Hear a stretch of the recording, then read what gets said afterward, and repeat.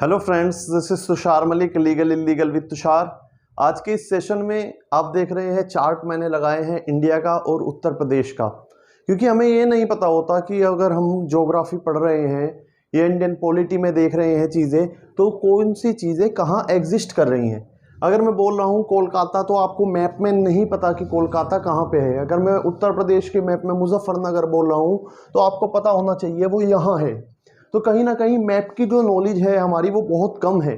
उसे बढ़ाने के लिए ये सेशन हम रख रहे हैं कि मैप किस तरह से हम समझ सकते हैं बिल्कुल आसान ट्रिक से, क्योंकि चीज़ें बड़ी ही आसान हो जाती हैं मैप के साथ। अगर हम केवल थ्योरी पढ़ रहे हैं तो हमें समझ नहीं आता कि ये चीज़ें कहाँ चल रही हैं।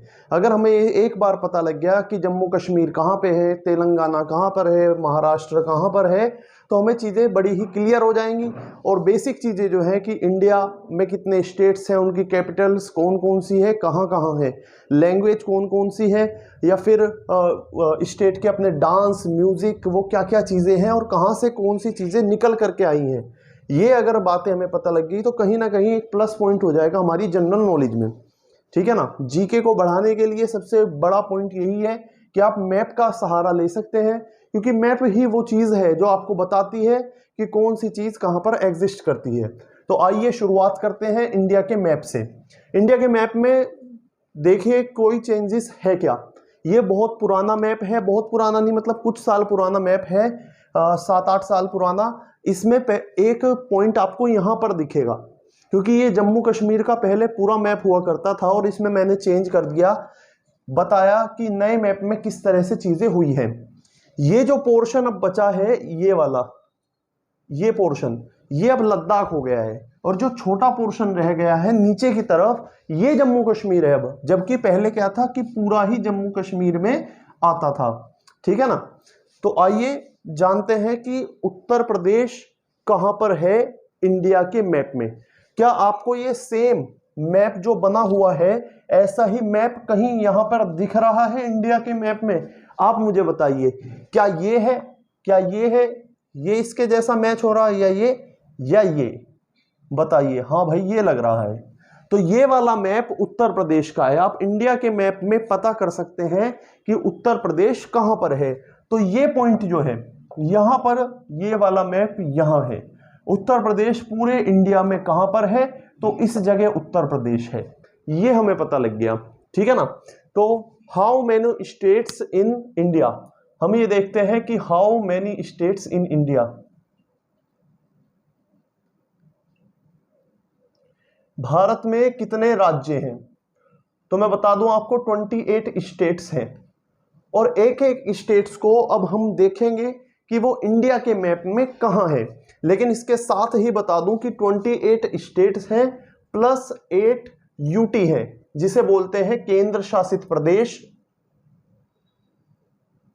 या फिर इंग्लिश में बोलते हैं यूनियन टेरिटरी। कुछ ऐसे स्टेट्स हो जाते हैं कि जो क्षेत्र के अभाव से या फिर भाषा के आधार पर या फिर बिल्कुल ही कि वो अलग है, तो उसे हमने केंद्र के अंदर डाल दिया, और केंद्र का शासन जिस पर चलता है वो केंद्र शासित प्रदेश होते हैं।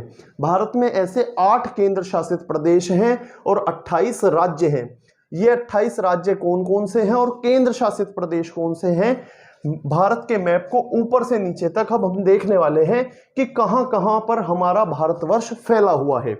और इसके साथ में ये भी देखेंगे कि इसके पड़ोसी देश, यानी हमारे भारत के पड़ोसी देश कौन कौन से हैं और कहां कहां पर ये हैं। इस मैप के माध्यम से इसी क्लास में हम ये देखने वाले हैं। आइए, सबसे पहला ऊपर है लद्दाख। तो मैं बता दूं आपको, लद्दाख जो है वो एक केंद्र शासित प्रदेश है, यूनियन टेरिटरी है। ये रहा लद्दाख, ये लद्दाख की बाउंड्री है, ये एक केंद्र शासित प्रदेश है। तो आइए हम काउंटिंग भी करते रहेंगे स्टेट्स और यूटी की। तो हमें स्टेट नहीं मिला अभी, तो एक यूटी हमें मिल गया लद्दाख के रूप में। ये रहा लद्दाख। इसके नीचे अगर हम आए तो जम्मू कश्मीर, तो जम्मू कश्मीर भी अब एक केंद्र शासित प्रदेश है। जब ये एक राज्य हुआ करता था तो ये पूरा ही जो पोर्शन आपको ऑरेंज कलर का दिख रहा है ये स्टेट था, लेकिन वर्तमान में जो ऊपर वाला भाग है वो लद्दाख केंद्र शासित प्रदेश हो गया और जो नीचे वाला है ये जम्मू कश्मीर केंद्र शासित प्रदेश हो गया। हमें दूसरा भी यूटी मिल गया है। इसके बाद नीचे हम आते हैं हिमाचल प्रदेश, ये एक स्टेट है। उत्तराखंड ये एक स्टेट है। पंजाब, इसके नीचे पंजाब है, ये भी एक स्टेट है। हरियाणा ये भी एक स्टेट है। तो 1 2 3 4 यानी 4 और हमें स्टेट मिल चुके हैं, ठीक है ना। इसके बाद अगर हम नीचे आए तो हरियाणा और पंजाब के बीच में जो इनकी राजधानी भी है और एक केंद्र शासित प्रदेश है चंडीगढ़, तो चंडीगढ़ भी एक केंद्र शासित प्रदेश के रूप में हमारे पास आ गया। इसके बाद और नीचे आए तो हरियाणा और उत्तर प्रदेश के बीच में हमें दिख रहा है दिल्ली, दिल्ली भी एक केंद्र शासित प्रदेश है। तो 4 केंद्र शासित प्रदेश और 4 राज्य हमें अभी तक मिल चुके हैं।